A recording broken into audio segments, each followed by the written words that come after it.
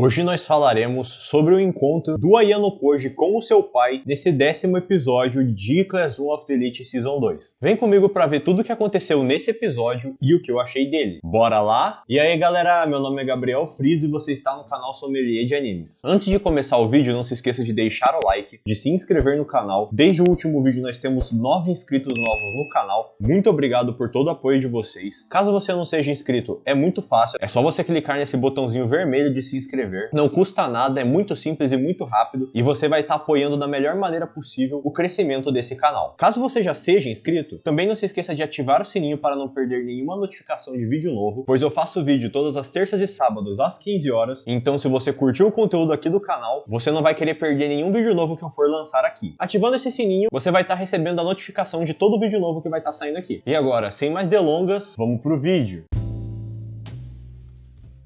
O episódio começa com o grupinho recém-formado do Ayano Koji conversando sobre o fato de que ninguém da turma D havia sido expulso após a prova do embaralhamento de papéis, comprovando que a estratégia da Horikita foi extremamente eficaz para lidar com esse teste. Enquanto eles estavam conversando, eles perceberam que a Sakayanagi, que é a representante da turma A, e a Ichinose, que é a representante da turma B, estavam andando conversando pacificamente entre as duas. E eles acharam meio estranho esse comportamento, pois elas são as líderes de turmas que são inimigas pelo próprio sistema, então elas estarem conversando tão pacificamente assim, parecia que havia alguma coisa de errado. Eles também chegaram a comentar que eles prefeririam que as turmas fossem todas amigas, mas pelo próprio sistema do colégio, que estimula a competitividade ao extremo entre as turmas, é impossível que você possa ser amigo de todos, pois sempre vai ter esse sentimento de competitividade envolvido. A Hasebe, que é a garota do grupinho do Ayano Koji ali, acabou dizendo que o Natal estava se aproximando, e com isso a Sakura acabou dando uma pequena investida pro Ayano Koji e perguntando para ele o que ele iria fazer no Natal. Ele percebeu que tinha uma garota espionando ele à distância. Para ele saber de que turma era a garota e quem era ela, ele mandou uma mensagem para Karuizawa pedindo para ela fotografar e mandar para ele depois quem era essa garota que estava o observando. Na volta para casa, a Karuizawa percebeu que havia um garoto da turma C encarando-a e seguindo-a pela saída do colégio. E ela achou esse comportamento extremamente estranho. E ao chegar em casa já de noite, ela ligou pro Ayano Koji e perguntou como é que ela deveria lidar com esse cara que estava seguindo ela. Ele disse que a turma C não seria doida de fazer alguma coisa com ela deveria fingir que aquele cara nem existe, já que dadas as circunstâncias ele não posaria como uma ameaça pra ela. Ela aproveitou pra explicar então pro Ayano Koji que aquela garota que o estava observando era uma garota da turma A, o que indica que a representante da turma A pode ter despertado aí um interesse no Ayano Koji, que já foi visível até mesmo no festival escolar, mas que agora ela tá realmente querendo saber alguma coisa a mais sobre ele. Então ele terminou a conversa ali com essa possibilidade em mente e passou pro próximo dia de aula. Na sala de aula, várias pessoas da turma D haviam sido seguidos e importunados pelas pessoas da turma C, o que quer dizer que agora a turma C tá se movendo, realmente tá agindo para tentar desestabilizar a turma D de alguma maneira. Enquanto a Horikita conversa com a Ayano Koji sobre o que está acontecendo, ela aproveita para deixar com ele um dos livros que ela estava lendo. Ela deu para ele entregar na biblioteca, pois o prazo dela acabaria nesse dia mesmo e que como ele estava interessado no livro, seria melhor ele levá-lo até a biblioteca para que ele já possa emprestar logo em seguida dele devolver pela Horikita. E ao chegar na biblioteca, ele se encontrou com a Hiyori, que foi uma das garotas da turma C, que o Ryuen tentou utilizar para tentar descobrir se o Ayano Koji era mesmo o mentor por trás da turma D. Ela estava tentando pegar um livro, mas ela não alcançava. Então o Ayano Koji foi lá e pegou o livro para ela. Ele perguntou para ela se ela lia obras do autor daquele livro, e ela, como sentiu que ele possuía algum interesse por livros, começou a conversar descontraidamente com ele. Ele então perguntou para ela se não tinha nenhum problema deles estarem conversando, porque teoricamente ela é da turma C, então ela ficou encarregada de monitorar alguma pessoa da turma D, então eles estarem interagindo normalmente assim seria um problema, e até um pouco suspeito. Ela então disse que ela não se importa muito com esse negócio de guerra entre turmas e ela prefere a paz, então ela não tá muito interessada nessa proposta do Ryuen. E daí ela foi embora. Logo após isso, a professora chega até o Ayano Koji e ela diz pra ele que ele tem um assunto urgente a resolver e que ele não pode se atrasar. Ele acompanhou a professora até uma sala de reuniões. Quando foi aberta a porta da sala de reuniões, ele descobriu que o pai dele havia chegado ao colégio para tentar obrigá-lo a sair do colégio. Enquanto ele conversava com o próprio pai, foi mencionado que o mordomo da família do Ayano Koji o auxiliou a escapar da Sala Branca, que é uma espécie de local de experimentos que já foi mostrado anteriormente no anime, em que o Ayano Koji aparentemente passou por vários experimentos traumatizantes. Esse mordomo o ajudou a escapar da Sala Branca e também o ajudou a entrar nesse colégio. Ou seja, esse colégio nada mais foi do que uma porta de fuga do Ayano Koji com relação ao controle do pai sobre ele. O pai também mencionou que esse mordomo, após ser despedido pelo pai, acabou se matando e tentou imputar a culpa da morte do mordomo no Ayano Koji para tentar desestabilizá-lo. O Ayano Koji, na sua postura inexorável de sempre, não caiu na isca do pai e então o pai começou a tentar persuadi-lo Solo a assinar o documento para ele se retirar oficialmente do colégio, porque ele queria remontar a Sala Branca novamente para realizar experimentos com jovens, e o Ayano Koji era o experimento mais bem sucedido, mais talentoso que ele conseguiu retirar daquela sala. Então ele queria que o Ayano Koji voltasse com ele para eles continuarem esses experimentos juntos. O Ayano Koji obviamente se recusou a seguir as ordens do pai, pois ele veio até esse colégio por vontade própria para tentar experimentar o mundo exterior que o pai dele nunca deu a oportunidade dele descobrir. A conversa estava pendendo muito pro lado do pai, até que o próprio diretor do colégio, o presidente do colégio, que inclusive é pai da representante da turma A, chegou para defender o Ayano Koji. Segundo o próprio presidente do colégio, ele já trabalhou para o pai do Ayano Koji como secretário, e após a morte do seu pai, ele veio até esse colégio para se tornar presidente. Ele que entregou uma carta de recomendação do Ayano Koji para a entrada nesse colégio, porque ele também tinha interesse nos talentos do Ayano Koji e queria fazê-lo sair do controle do pai. Tudo isso se alinhou para que ele finalmente conseguisse entrar no colégio. Após o pai da Sakai Yanagi conseguir convencer o pai do Ayano Koji a desistir da ideia de fazê-lo sair do colégio, o pai do Ayano Koji vai embora. Após o Ayano Koji conversar um pouco ali com o presidente do colégio, ele sai da sala de reuniões e conversa com a sua professora. Ele disse então para a professora que ela é uma mentirosa e que ela não conhecia o pai dele de verdade. Então quer dizer que aquela chantagem que ela fez no final da primeira temporada, que caso ele não chegasse até a turma A, o pai dele iria expulsá-lo do colégio, era mentira, pois ela não conhecia o pai dele e ela estava fazendo aquilo apenas por benefício próprio. O que quer dizer também que após essa descoberta, o Ayano Koji não possui mais necessidade de auxiliar a turma D até eles chegarem à turma